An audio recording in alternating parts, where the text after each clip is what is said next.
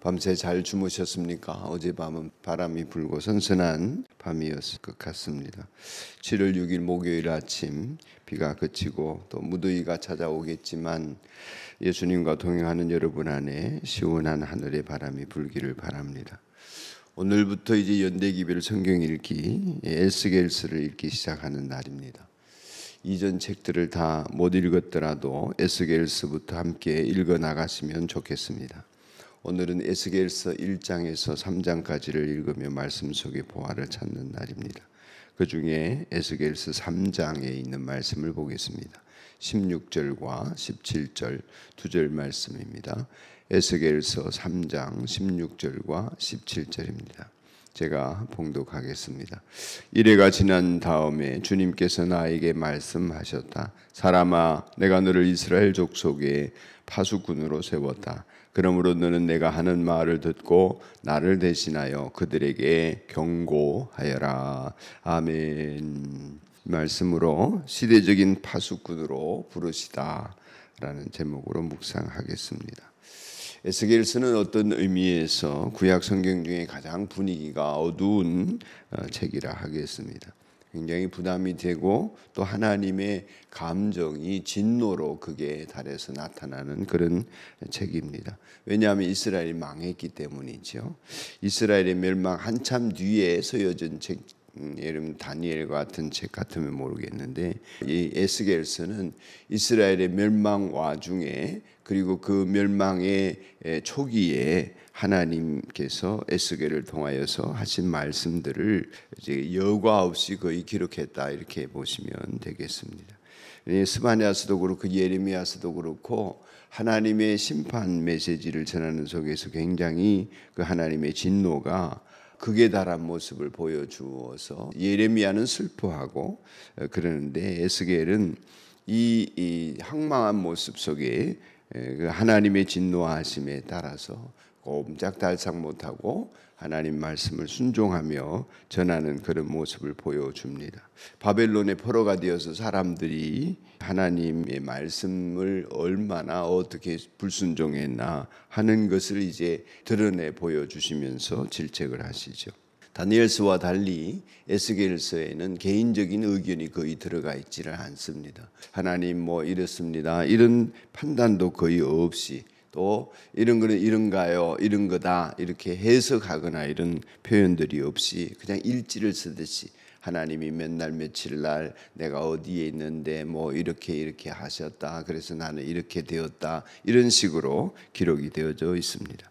사로잡힌 지 몇 년째 몇 월 며칠 날 뭐 내가 어디에 있었는데 무슨 일을 겪었다 이런 거죠.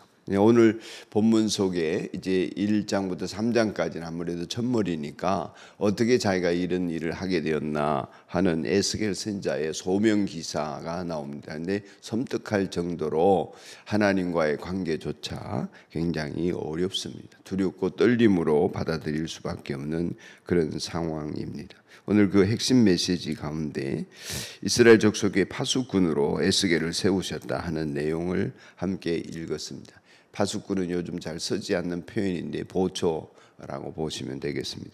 제가 군 복무 시절에 동해안에 경비병으로 생활을 했었거든요. 군대 생활을 경계서는 부대이다 보니까 밤낮으로 이제 보초를 서게 됩니다.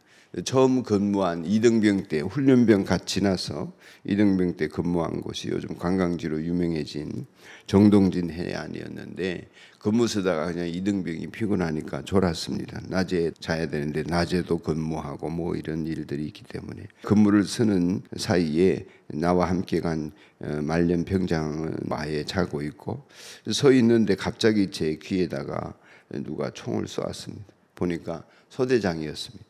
음흉한 미소를 짓고는 나보고 너 이등병 김영규는 죽었다 이러면서 그 다음날 저를 죽이듯이 그냥 그렇게 했습니다.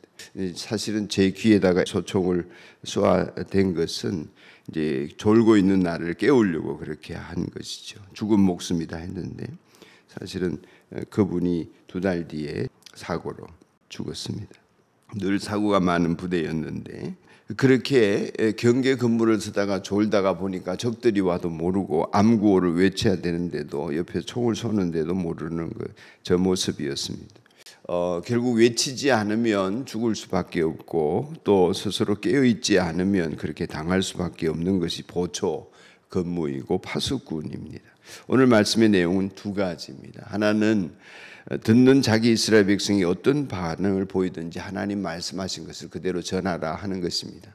17절 말씀에도 그렇게 나오지만은 3장 전체에서 전하라 하는 내용입니다. 경고하라 하는 것입니다. 또 한 가지는 말씀을 전했는데도 안 듣는다. 그럴 때 상관없다. 그렇습니다. 그건 듣는 사람의 책임이다.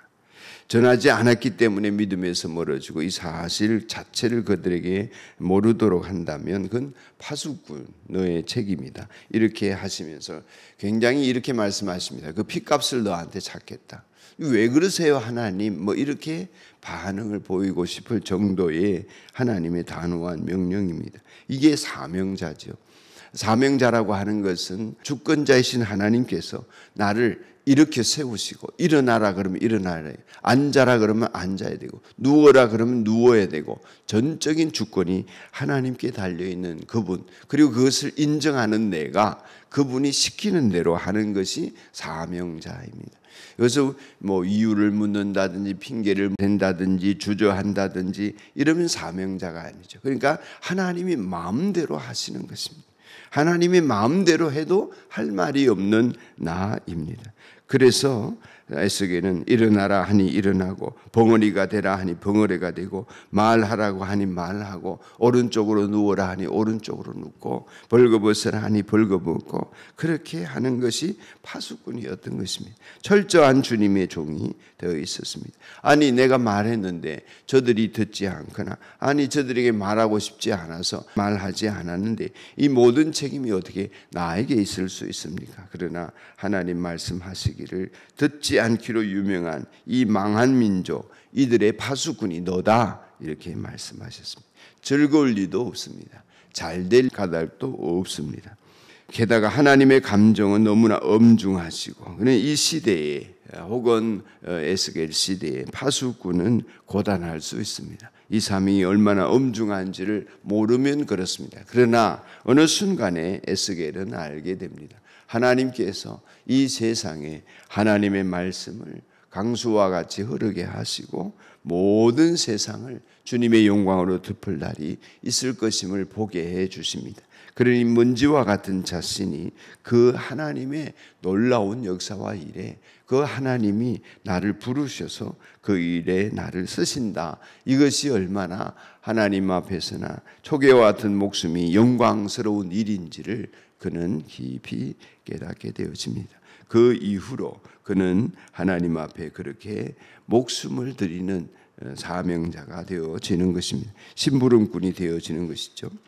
우리를 교회요 또 우리를 이 나라와 이 땅의 파수꾼으로 세우신 주님 앞에서 우리가 이 사명을 깨닫고 그 심부름을 다 하고 돌아가는 그러한 하나님의 사명자, 그 일에 신실한 종들이 되어지기를 우리 함께 기도하고 또 소원합니다. 기도드리겠습니다. 좋은 아버지 하나님, 늘 하나님께서 우리에게 가장 좋은 것으로 주심을 믿습니다. 깨닫지 못해도 알지 못해서 행하는 일들이 많이 있겠지만 그럼에도 불구하고 하나님은 우리에게 가장 좋은 길을 인도하여 주시는 줄 믿습니다. 에스겔서의 말씀이 어렵기도 하고 또 호된 하나님의 질책이 이어지는 진노하심이 불편할 수도 있지만 소명을 받아 사명을 다하는 에스겔의 모습을 통하여서 우리도 좋은 심부름꾼이 되어 하나님의 일을 수행할 수 있도록 축복하여 주시기를 원합니다. 이스라엘에게 들려주시기를 원하시는 하나님 감사합니다. 오늘 이 시대에도 듣지 않으려고 하는 사람들 사이에서 들려주는 사람들이 될 수 있도록 축복하시니 감사합니다. 잘 듣고 전하는 사람이 되게 하시고 누구든지 구원 얻을 수 있는 길들이 항상 열려지는데 저희 교회와 성도들이 통로되게 하여 주옵소서. 예수님 이름으로 기도드립니다. 아멘. 하늘에 계신 우리 아버지, 아버지의 이름을 거룩하게 하시며 아버지의 나라가 오게 하시며 아버지의 뜻이 하늘에서와 같이 땅에서도 이루어지게 하소서. 오늘 우리에게 일용할 양식을 주시고 우리가 우리에게 잘못한 사람을 용서하여 준 것 같이 우리 죄를 용서하여 주시고 우리를 시험에 빠지지 않게 하시고 악에서 구하소서. 나라와 권능과 영광이 영원히 아버지의 것입니다. 아멘.